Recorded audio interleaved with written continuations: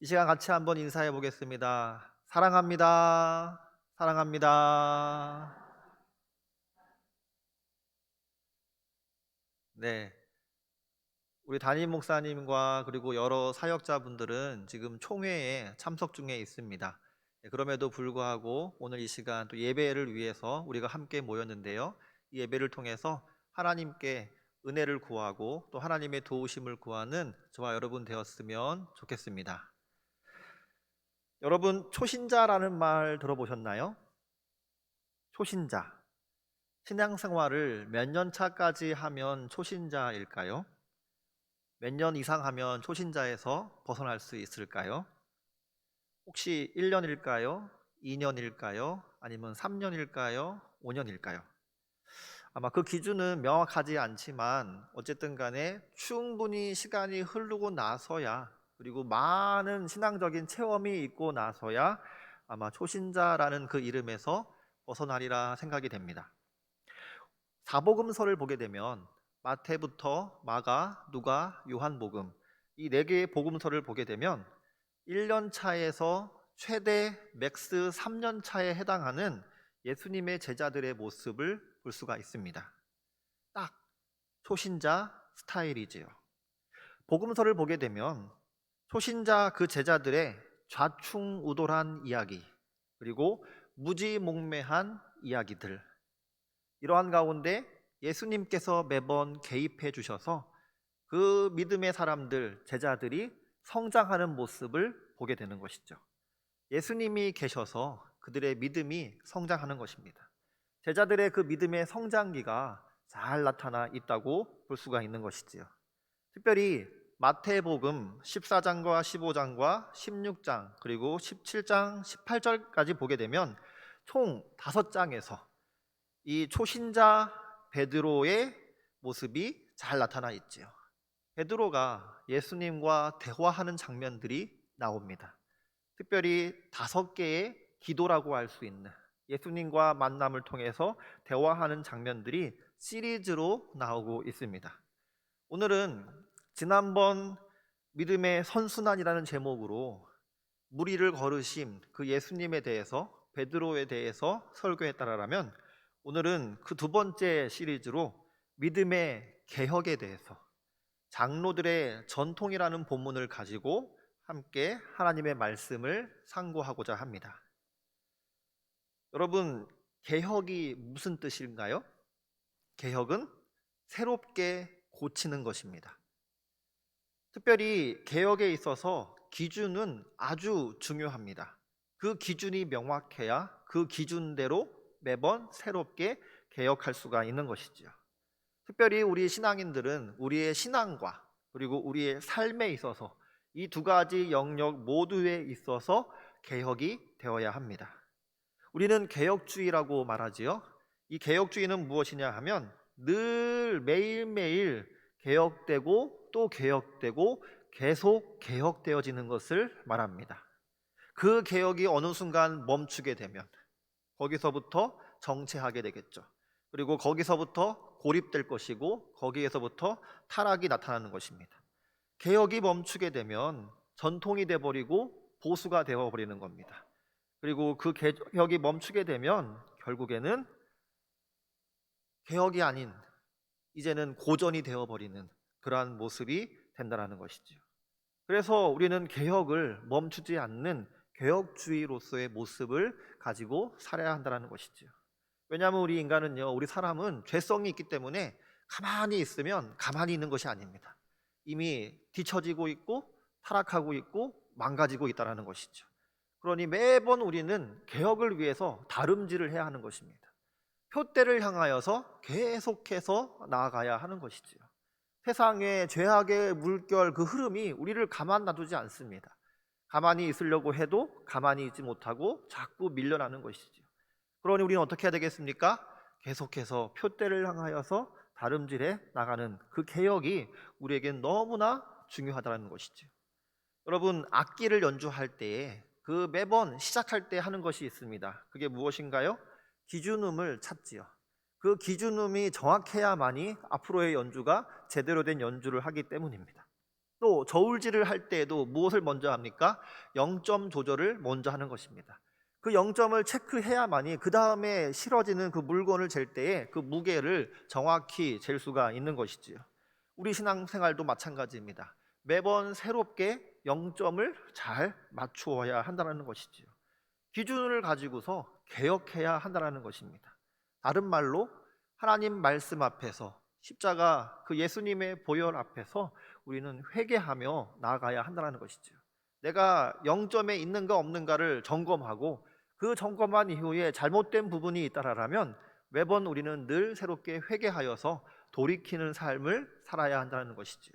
그렇게 0점을 찾으면 거기서부터 온전한 신앙생활은 시작된다라는 것입니다. 그러니 오늘도 다시 한번 저와 여러분이 새로워지는 개혁이 있으시기를 간절히 소망합니다. 여러분, 만약에 개혁이 되지 않으면 어떻게 되냐면 아까도 얘기했지만 정체되는 것이 아니라 제자리에 있는 것이 아니라 뒷걸음치고 마이너스로 향하여 나아갑니다. 마치 바리새인들과 서기관들처럼요. 특별히 오늘 본문에 나오는 바리새인들과 서기관들처럼 그렇게 돼버린다는 것이지요. 비판하지 말아라 라는 말씀이 있습니다. 마태복음 7장 1절에서 2절의 말씀을 보게 되면 성경은 우리에게 말씀하지요. 예수님께서 하신 말씀입니다. 비판을 받지 아니하려거든 비판하지 말라. 너희가 비판하는 그 비판으로 너희가 비판을 받을 것이요 너희가 헤아리는 그 헤아림으로 너희가 헤아림을 받을 것이니라.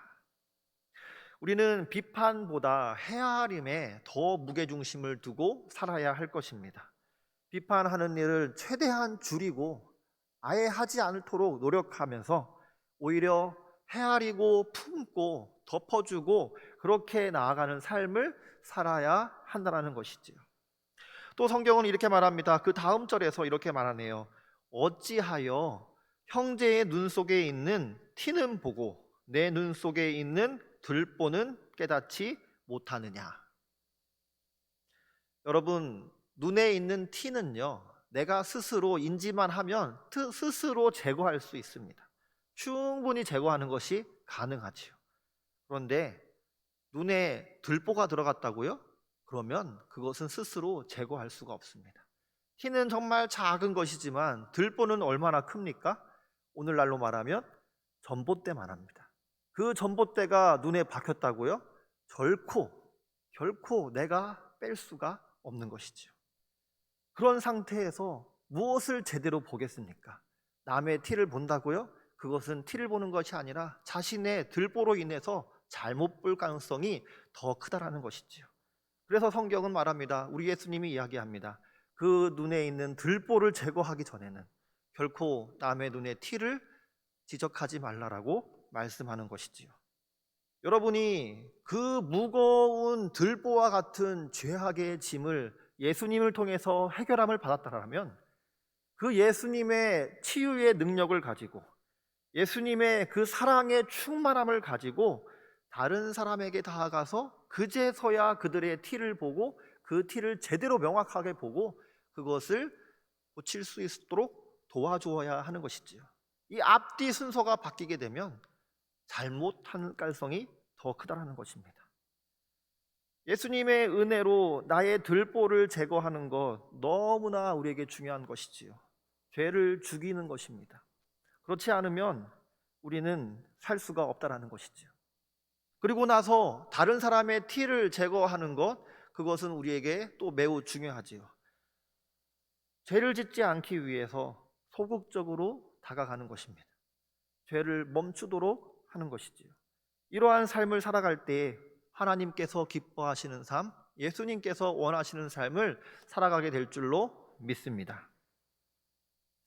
먼저 오늘 본문의 말씀을 보십시오. 우리가 신앙생활에 있어서 그 믿음에 있어서 개혁을 할 때 무엇이 중요한지를 말씀합니다. 바로 말씀이 기준입니다. 하나님의 법이 있고요, 사람의 법이 있는데 그 둘 가운데에서 우리는 늘 하나님의 법대로 기준을 삼아야 한다는 것이죠. 물론 이 하나님의 법을 다 지키고 인간의 법까지도 다 지킬 수 있다라면 그것만큼 좋은 것은 없습니다. 그런데 때로는 이 둘이 상충되어서 부딪힐 때가 있다라는 것이지요. 그때는 우리는 어떻게 해야 되겠습니까? 반드시 하나님의 법을 붙잡아야 한다는 것입니다. 인간의 법을 따르는 것이 우리에겐 더 큰 유익이 되고 더 큰 도움이 되는 것 같고 당장은 좋을 것 같지만 결코 그렇지 않다라는 것을 우리는 인지하고 이 인간의 법을 내려놓을 수 있어야 한다는 것이죠. 오히려 이 두 가지를 다 지키려면 더 큰 희생이 따른다 할지라도 우리는 그것을 다 감당하도록 노력해야 한다는 것이지요. 그런데 많은 세상 사람들, 그리고 특별히 바리새인들과 서기관들, 가만히 정체되고 고립된 사람들, 뒤처진 사람들은 오히려 이 무거운 하나님의 법을 따르기보다 가벼운 인간의 법으로 대신하려고 한다는 것이죠. 그렇게 살아가는 바리새인들과 서기관들은 늘상 예수님과 부딪힐 수밖에 없었습니다. 마태복음 12장 1절에서 2절 말씀을 보십시오. 이렇게 말씀합니다. 그때에 예수께서 안식일에 밀밭 사이로 가실새 제자들이 시장하여 이삭을 잘라 먹으니 바리새인들이 보고 예수께 말하되 보시오, 당신의 제자들이 안식일에 하지 못할 일을 하나이다. 지금 바리새인들은요, 예수님과 예수님의 제자들에게 시비를 걸고 있습니다. 가는 데마다 바리새인들이 지역적으로 쫓아다니면서 계속해서 방해를 하고 있는 것이죠. 트집을 잡는 것입니다. 그런데 그 트집을 잡는 기준이 무엇인가요? 안식일에 이삭을 잘라 먹었다. 다시 말해서 하나님의 계명이 아니라 인간의 계명을 지키지 않았다는 것이죠. 어떤 인간인가요? 장로들, 믿음의 선진들, 믿음의 모범인 사람들의 그 구두로 전승되는 그러한 좋은 이야기들, 그 법, 그 규례를 지키지 않았다는 것이죠. 매번 이렇게 예수님이 가는 지역마다 바리새인들이 그 지역에 있을 거 아닙니까? 그 바리새인들이, 서기관들이 예수님과 계속해서 부딪히는 장면이 오늘 이 장면입니다. 이삭을 잘라서, 이삭을 까서, 이삭을 먹는 것, 세 가지 동작이 연속으로 이루어지면 안식일을 범한 것이라 합니다. 세상에 어디 말씀에 그런 말씀이 있나요? 하나님 말씀에는 그런 말씀이 없습니다. 그런데 유대인의 전통에는 그런 법이 있다는 것이죠.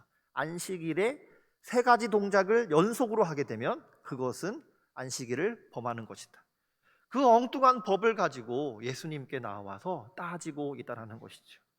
이런 따짐이 계속 반복되다가 오늘 마태복음 15장에 들어서게 되면 이렇게 되는 것입니다.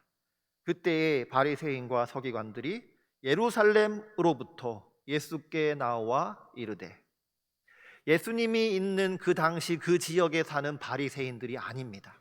지금 여기 예수님 앞에 나타난 바리새인들과 서기관들은 예수님이 있는 지금 게네사렛 그 호수 주변이 아니라 저 멀리 120km, 멀게는 150km 떨어져 있는 예루살렘에서부터 엄청난 거리를 오랜 시간에 걸쳐서 예수님께 쫓아온 그 바리새인들과 서기관들이라는 것이죠. 이제는 지역적으로 싸우는 것이 아니라 공식적으로, 사적으로 그냥 자기들끼리 다투는 것이 아니라 공적으로 싸움을 시작한다는 것입니다. 이것이 바로 악한 방법이라는 것이죠. 본격적으로 예수님과 싸우기 시작한 것입니다.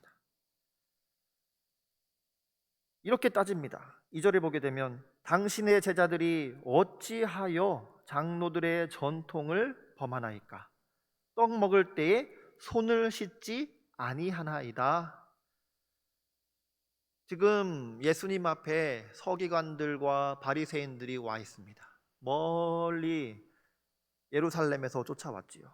오늘날과 같이 정말 차를 타고 한두 시간 만에 금방 올 수 있는 거리라면 괜찮겠지요. 하지만 이 당시에는 자동차가 없습니다.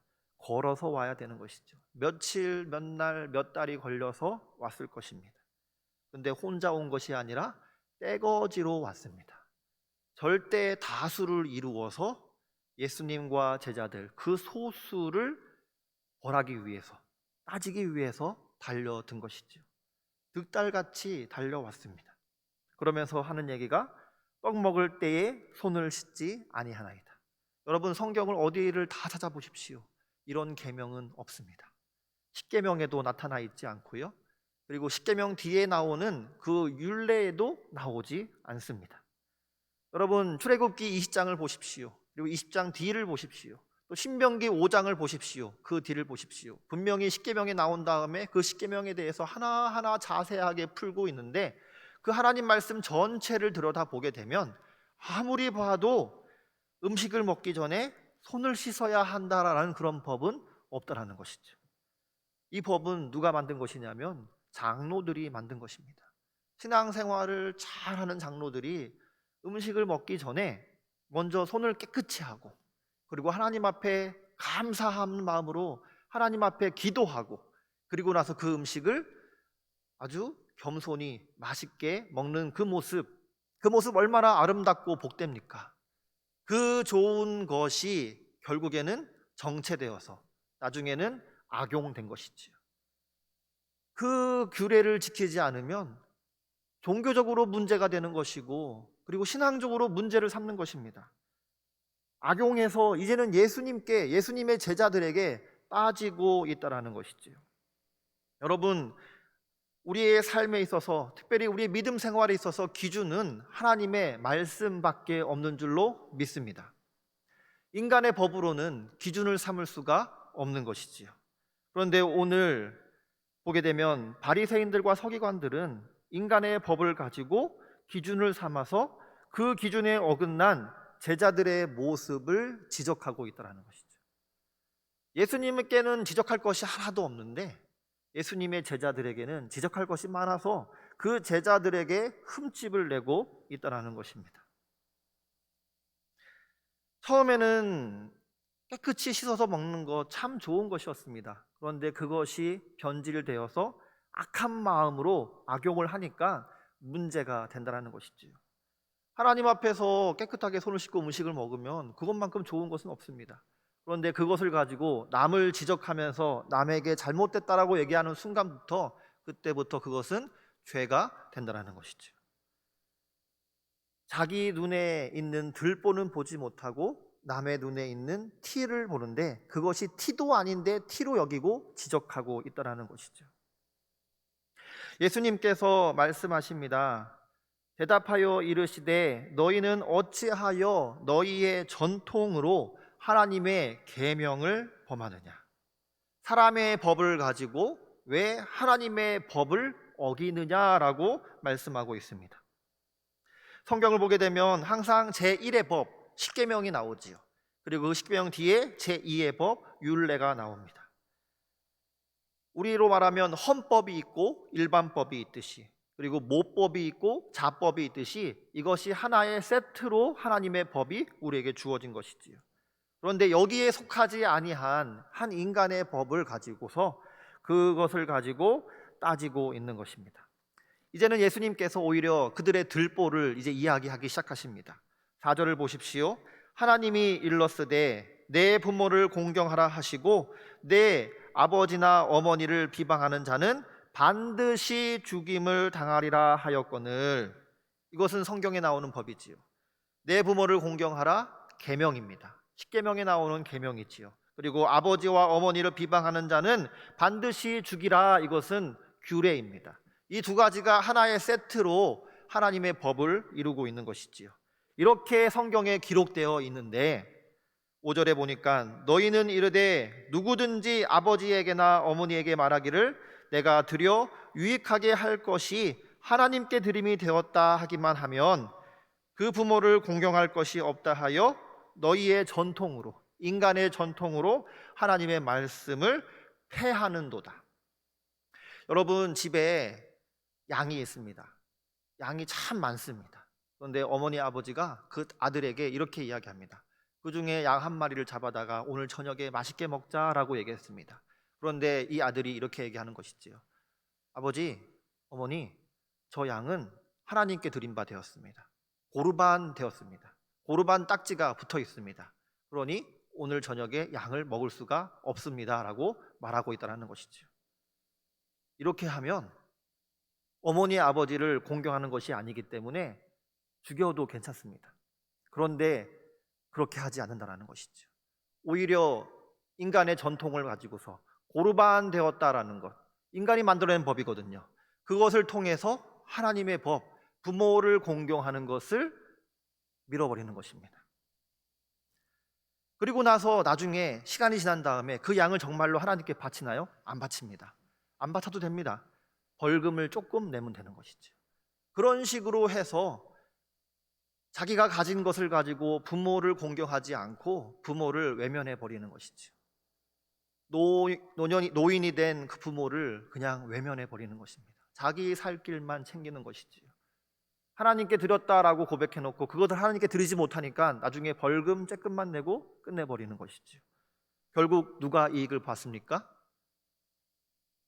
성전에 있는 바리새인들과 서기관들이 이득을 본다는 것이지요. 그래서 이러한 법을 장려한다는 것입니다. 예수님께서 이것을 지적하신 것이지요.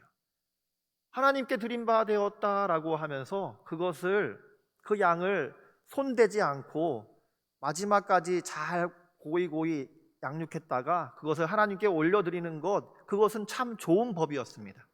그런데 그 법을 악용하고 있다는 것이죠. 왜요? 계속해서 늘 개혁하지 않고 자꾸만 정체되니까 그것이 우리의 악한 마음이 작동하여서 악용하기 시작했다는 것입니다. 나의 이익을 따지기 시작하였고, 그리고 자기의 독선에 빠지기 시작하였고, 하나님을 멀리하게 되었고, 당장 나에게 좋은 일이면 그것을 오히려 선택하는 그 인간의 죄성이 반영된 모습이라는 것이죠. 에베소서 6장 2절에 보게 되면 이렇게 말씀합니다. 내 아버지와 어머니를 공경하라. 이것은 약속이 있는 첫 계명이니. 아주 중요한 계명입니다. 부모를 잘 공경하게 되면 이 땅에서 장수하리라라는 그 약속이 있는 첫 계명이라는 것이지요. 그런데 이 계명을 정면으로 어기고 있습니다. 무엇을 방패 삼아서요? 인간의 법을 방패 삼아서요. 이것은 잘못되었다라고 우리 예수님이 이야기하시는 것이지요. 아무리 그것이 인간의 법이 좋은 것으로 시작됐다 할지라도 그 인간의 법을 악용하는 순간 그것은 나쁜 것이 되고 그것은 바로 죄악이 된다는 것입니다. 사랑하는 성도 여러분, 저와 여러분이 신앙생활을 하면서 나의 생각과 하나님의 생각이 대치될 때가 있습니다. 물론 하나님의 생각과 나의 생각을 다 지켜가면서 우리가 신앙생활을 한다라면 참 좋겠지요. 하지만 때로는 둘 중에 하나를 취사 선택해야 될 때가 있는데 그때마다 우리가 반드시 선택해야 될 것은 하나님의 생각인 줄로 믿습니다. 항상 하나님의 말씀을 붙들고 그 말씀을 지키고자 힘쓰고 그리고 반드시 결실을 맺는 저와 여러분 되시기를 간절히 예수님의 이름으로 축원합니다. 두 번째로 우리의 삶의 개혁에 있어서 또 두 번째로 중요한 것은 마음입니다. 예수님께서는 우리에게 말씀하셨습니다. 사람을 더럽게 하는 것은 음식이 아니라 마음이다 라고 말씀하셨습니다. 특별히 그 마음에서 나오는 말로 인해서 사람이 더러워진다라고 말씀하신 것이지요. 오늘 7절 말씀을 보십시오. 외식하는 자들아 이사야가 너희에게 관하여 잘 예언하였도다. 일렀으되 이 백성이 입술로는 나를 공경하되 마음은 내게서 멀도다. 사람의 계명으로 교훈을 삼아 가르치니 나를 헛되이 경배하는도다 하였느니라 하시고, 예수님은 바리새인들과 그 서기관들을 향하여서 외식하는 자들이라고 말합니다. 그리고 그들의 외식, 겉모양만 추구하는 그 모습, 그것은 잘못됐다라고 말합니다. 겉으로 말하기를 예수님을 하나님을 경외한다라고 하지만 실제로는 그 마음속은 딴 데 가 있다라는 것이죠. 그래서 아무리 사람의 계명을 열심히 지켜도 그것은 하나님의 계명을 따르는 것이 아니기에 결국에는 하나님을 헛되이 경배하는 것이다 라고 이야기하신 것입니다. 그렇습니다. 저와 여러분은 이 땅을 살면서 우리의 겉사람에 초점을 둘 것이 아니라 우리의 속사람에 초점을 두어야 할 것입니다. 우리의 외형적인 행동 그것도 중요하겠지만 그 안에 내용이 더 중요하다는 것이지요. 그러니 항상 우리는 경계해야 할 것입니다. 경건의 모양은 있으나 경건의 능력이 없는 그 모습, 혹시 내 모습은 아닌지 우리는 매일매일 우리 자신을 점검해야 할 것입니다. 부모가 자식을 사랑하는 마음으로, 그리고 남편이 아내를 사랑하는 마음으로, 또 아내가 남편을 사랑하는 마음으로 무언가를 행동하고 준비하는 매일매일의 일상생활이 있을 것입니다.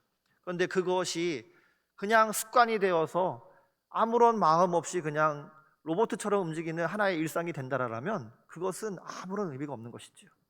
그런데 매번 사랑하는 마음이 있어서 그 진심을 담아서 그것을 한다라면 그것은 너무나 유익한 것이지요.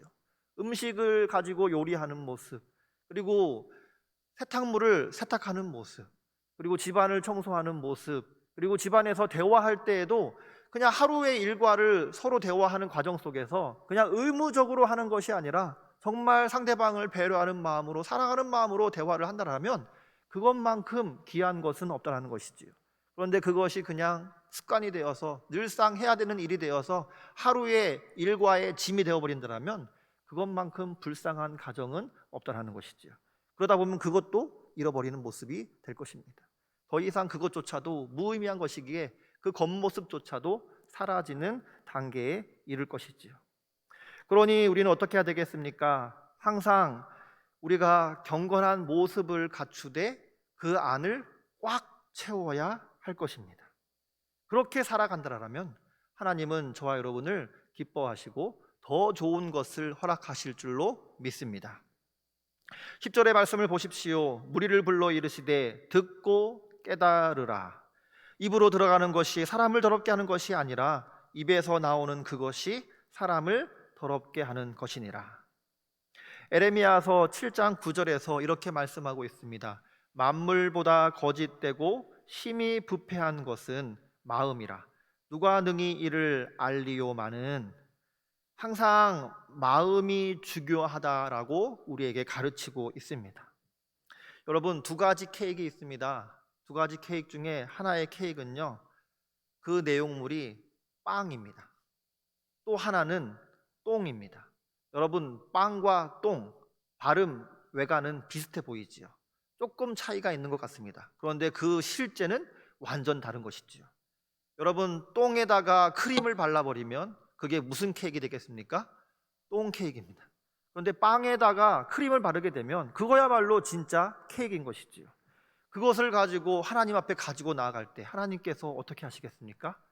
그 중심을 보시는 하나님이 다 아시고 진짜 케이크만 받으시고 이 똥 케이크는 밀어내신다는 것이죠. 우리의 예배가 그래야 할 줄로 믿습니다.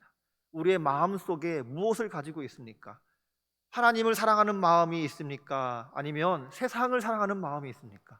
세상을 사랑하는 마음으로 지금 딴 생각을 하면서 엉뚱한 데 가 있다라면 지금 이 시간은 무의미한 시간이고 그 시간은 죄를 짓는 시간이 되겠지요. 하지만 이 시간에 내 마음의 중심에 하나님을 사랑하는 마음, 예수님을 존경하는 마음을 가지고 지금 나와서 온전히 집중하여 예배를 한다면 그 예배는 하나님 앞에서 의가 될 것이고 하나님의 기쁨이 될 줄로 믿습니다. 저와 여러분이 이러한 모습으로 내 마음의 중심을 항상 살펴서 내 마음이 타락해지고 더러워지는 것을 항상 경계해서 하나님의 기쁨의 사람이 될 수 있기를 간절히 소망합니다. 그러자 제자들이 이렇게 말합니다. 이에 제자들이 나와 이르되 바리새인들이 이 말씀을 듣고 걸림이 된 줄 아시나이까? 바리새인들은요, 이 말씀을 듣고서 회개하지 않았습니다. 돌이키지 않았습니다. 오히려 그 마음이 더 강팍해졌습니다. 그리고 그들은 그 마음에 걸림을 가지고 돌아갔겠지요. 어찌 보면 이를 갈고 돌아갔을 것입니다. 이제는 더 크게 우리가 공세를 해야 되겠구나. 이제는 이 정도 갖고 안 되겠다. 다음에 올 때는 더 큰 공세를 가지고 예수님을 공격해야 되겠다라고 결단하고 돌아갔을 것입니다. 그런데 모든 바리새인들과 서기관들이 회개하지 않은 것은 아니지요. 아리마대 요셉 같은 사람이 있습니다. 그 요셉은 예수님께 밤에 조용히 찾아왔습니다. 그리고 예수님과 이야기를 하였고, 그리고 그는 계속해서 예수님을 예의주시하였고 예수님을 따르기 시작했고 결국에는 예수님을 믿는 자가 되었다는 것이지요. 사도 바울도 처음에는 바리새인 중에 바리새인이었습니다. 그런데 그가 어떻게 했나요? 예수님을 만났을 때, 예수님께서 왜 네가 나를 핍박하느냐라는 이 말씀을 들었을 때에 마음을 강팍하게 한 것이 아니라 오히려 마음을 열고 하나님 앞에 회개함으로 인해서 새로운 사람이 되었다라는 것이지요. 사랑하는 성도 여러분, 저와 여러분이 오늘 이 시간에 바리새인적인 그 모습이 있었다라면 하나님의 말씀을 듣고 돌이켜서 다시 한번 내 자신을 점검하고 회개하여서 복된 모습으로, 새로운 모습으로 개혁되어질 수 있기를 간절히 소망합니다. 예수님께서 말씀하셨습니다. 이르시되 심은 것마다 내 하늘 아버지께서 심으시지 않은 것은 뽑힐 것이니 그냥 두라. 그들은 맹인이 되어 맹인을 인도하는 자로다. 만일 맹인이 맹인을 인도하면 둘이 다 구덩이에 빠지리라. 바리새인들, 회개하지 않는 자들, 그 자들은 반드시 하나님께서 심으신 것이 아니기 때문에 언젠가는 뽑힐 것이다 라고 말씀합니다. 그리고 그들은 맹인이기에 맹인이 맹인을 인도하는 꼴이기 때문에 결국에는 구덩이에 다 빠져버릴 것이다 라고 예수님이 경고하신 것이지요. 그러자 베드로가 고백합니다. 이 정도 되었으면 깨달음이 와야 되거든요. 이미 예수님께서 많은 사람들을 모아놓고 깨달으라 하고서 이야기를 해줬는데 베드로가 그들을 대표해서 이야기합니다. 이 비유를 우리에게 설명하여 주옵소서. 지금까지 들었는데 이해하지 못했다는 것이죠. 지금까지 하나님 말씀을 다 들었는데 깨달음이 없다는 것이죠. 왜요? 이미 거기 앞에 있는 무리들, 특별히 제자들, 이 베드로도 초신자이기 때문에 이미 그들은 바리새인적인 사고에 젖어 있었고 그리고 서기관들의 그 사고에 젖어 있었기 때문에 거기에서 헤어나오지 못하고 있는 것입니다. 우리가 지금 어느 나라에 살고 있습니까? 대한민국에 살고 있습니다. 우리가 오늘 이 교회를 밖을 나가게 되면 어디에서 많은 것을 만나게 됩니까? 우리의 일상생활에서 많은 것들을 접하겠지요. 하지만 거기에는 세상적인 것들, 세속적인 것들이 너무나 많고 타락한 것들이 많습니다. 그 생각이 나의 모든 대부분을 차지한다라면 우리는 하나님 말씀을 아무리 잠깐 들었을 때에 그것으로 인해서 변화되지 않는다는 것이죠. 오히려 내가 더 많은 시간을 보낸 세상에 젖어들어서 하나님의 말씀을 이해하지 못하고 그 말씀대로 살지 못하는 그러한 모습으로 남게 된다는 것입니다. 오늘 베드로의 모습이 그렇습니다. 지금까지 많은 하나님의 이야기, 말씀이 중요하다, 마음이 중요하다, 이것을 기준 삼아서 개혁해야 한다라고 예수님이 말씀하셨는데 지금 베드로가 아무런 깨달음이 없는 것이죠. 그래서 말합니다. 이 비유를 우리에게 설명하여 주옵소서. 방금 전에 바리새인들은요 마음이 걸림이 되어서 씩씩거리며 돌아가는데 이제 큰일 났구나, 두려움 속에 사로잡힌 것이지요. 다음에는 그냥 오지 않을 텐데 큰일 났다, 이 생각에 빠져 있는 것이지요. 그리고 도대체 예수님의 말씀은 뭔가 맞는 말씀인 것 같은데 이해가 안 된다라고 지금 자신의 처지를 고백하고 있는 것입니다. 그러자 16절에서 예수님이 말씀하십니다. 예수께서 이르시되 너희도 아직까지 깨달음이 없느냐? 지금 앞에 있는 많은 사람들 아직도 깨달음이 없느냐라고 묻습니다. 그리고 너무나 그들을 사랑하셔서 한 번 더 말씀하십니다. 더 정확하게, 더 구체적으로, 더 깊이 있게 명확하게 말씀해 주십니다. 그 말씀은 바로 이것입니다. 입으로 들어가는 모든 것은 배로 들어가서 뒤로 내버려지는 줄을 알지 못하느냐? 입에서 나오는 것들은 마음에서 나오나니 이것이야말로 사람을 더럽게 하느니라. 마음에서 나오는 것은 악한 생각과 살인과 간음과 음란과 도둑질과 거짓 증언과 비방이니 이러한 것들이 사람을 더럽게 하는 것이요 씻지 않은 손으로 먹는 것은 사람을 더럽게 하지 못하느니라. 아멘. 여러분, 우리가 신앙생활 할 때에 남의 시선을 의식하는 것도 참 중요하지만 오히려 남의 시선을 의식하다가 잘못될 수가 있습니다. 남들에게 칭찬받는 것 너무나 귀한 것이지만 그 칭찬에만 집중하게 되면 잘못될 수 있다는 것이죠. 여러분, 하나님 앞에 찬양하고 예배할 때 간절한 모습으로 기도할 때 정말 눈물을 흘리며 막 하나님 앞에 나아가는데 그것을 사람들에게 과시하기 위해서 한다라면 그것만큼은 추악하고 더럽고 흉물스러운 것이 없다는 것이죠. 남들에게는 정말 와 대단하다라는 모습으로 드러날지 모르겠지만 와, 저 사람 찬양 너무 잘한다, 저 사람 너무 기도 잘한다라는 모습으로 드러날지 모르겠지만 중심을 보시는 하나님 앞에서는 그것이 온전하지 못한 것이 된다는 것입니다. 항상 내 마음의 중심에 마음을 우리는 살펴야 한다는 것이지요. 정말 나의 진심이 무엇인가, 그것이 중요하다는 것입니다. 잠언서 4장 23절에 이렇게 말씀합니다. 모든 지킬 만한 것 중에 더욱 너희 마음을 지키라. 생명의 근원이 이에서 남이니라. 아멘. 여러분, 우리가 제일 먼저 지켜야 할 것은 바로 우리의 마음인 줄로 믿습니다. 여기서 우리의 생명의 근원이 나타난다는 것이지요. 그래서 남의 시선보다 하나님의 시선을 더 의식하시기를 바랍니다. 남의 칭찬보다 하나님의 칭찬을 더 의식할 수 있는 저와 여러분 되시기를 간절히 소망합니다. 그래야 해서 우리의 경건한 모습 가운데 인간의 냄새, 인간의 악취가 나기보다 오히려 그리스도의 향기가 가득하기를 간절히 우리 주 예수 그리스도의 이름으로 축원합니다. 한 가지 이야기를 하고 오늘 설교를 마무리하겠습니다.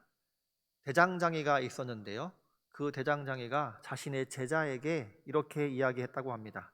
내가 몇 달 동안 이 집을 잠깐 떠날 터인데 내가 다시 돌아올 때에 이 말발굽 하나 줄 테니까 이 말발굽을 가지고 100개의 말발굽을 만들어 놔라 라고 미션을 주고 떠났습니다. 그 제자는 너무나 열심히 있는 제자였습니다. 그래서 대장장이의 말대로 대장장이가 준 그 말발굽을 가지고 새로운 말발굽을 계속해서 만들기 시작하였죠. 몇 달이 지나고 나서 대장장이가 왔습니다. 그리고 나서 깜짝 놀랐습니다. 100개의 말발굽은 맞는데 하나도 사이즈가 똑같은 것이 없다는 것이죠. 그 100개가 다 다른 사이즈로 만들어졌다는 것입니다. 그래서 도대체 이게 어떻게 되는 일이냐고 물었지요. 그랬더니 그 제자가 이렇게 말하였습니다. 대장장님이 준 그 말발굽을 가지고서 다른 말발굽을 만들었고, 그 또 다른 말발굽을 가지고서 다른 말발굽을 만들었고, 다른 말발굽을 가지고서 또 다른 말발굽을 만들었더니 이렇게 100개를 만들었습니다 라고 얘기하는 것이죠. 어떻게 됐나요? 기준이 틀려버린 것이죠. 처음에는 기준이 맞았지만 시간이 지날수록 기준이 계속해서 바뀌다 보니까 결국에는 엉뚱한 사이즈로 계속해서 커지기만 했다는 것입니다. 그러니 제대로 쓸 수 있는 말발굽이 하나도 없었다는 것이지요. 우리의 신앙생활도 그렇습니다. 성경에 나오는 위대한 인물들이 있습니다. 그리고 우리의 신앙생활을 하면서 할아버지 할머니 때부터 해가지고 많은 믿음의 선진들이 있습니다. 정말 귀한 분들이지요. 하지만 우리가 인간의 모습을 쫓아가는 순간부터 우리는 원본이신 예수님과 멀어질 수 있다는 것을 기억해야 합니다. 그 원본의 사이즈와 멀어질 수 있다는 것을 우리는 항상 마음에 새겨야 한다는 것이지요. 항상 예수님의 말씀을 기준을 삼으십시오. 그리고 그것을 삼고 우리가 무언가를 할 때에 내 마음의 중심을 살피시기를 바랍니다. 최선을 다해서 그 원본대로 노력해서 만들어내는 삶을 살아야 할 줄로 믿습니다.